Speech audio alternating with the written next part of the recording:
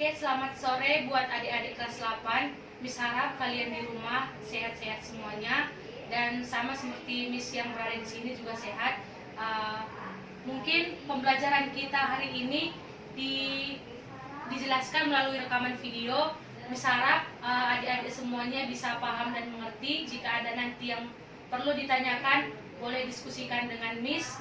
Dan kita hari ini belajar tentang getaran, gelombang, dan bunyi dalam kehidupan sehari-hari. Nah, seperti adik-adik yang sudah tahu, kemarin kita sudah membahas getaran, dan hari ini kita akan membahas tentang gelombang dan bunyi.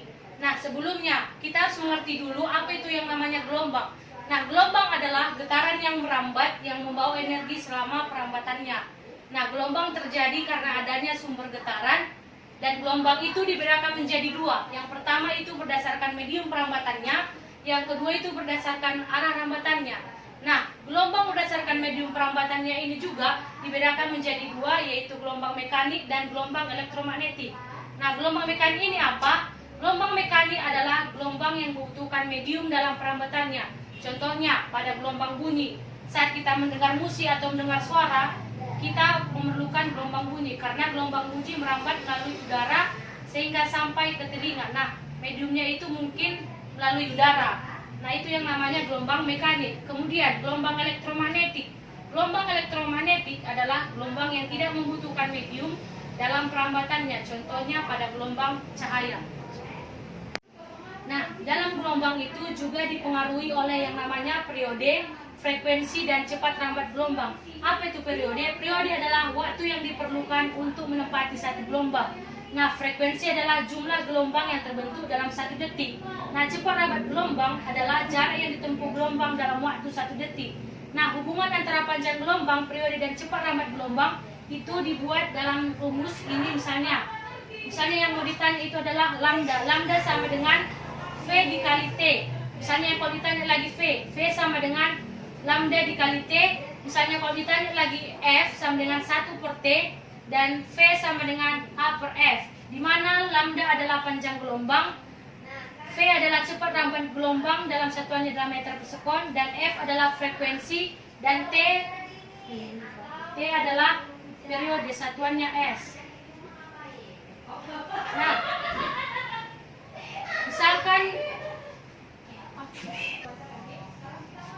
untuk memahami gelombang ini untuk lebih mengerti tentang apa itu gelombang, kita masuk dengan contoh.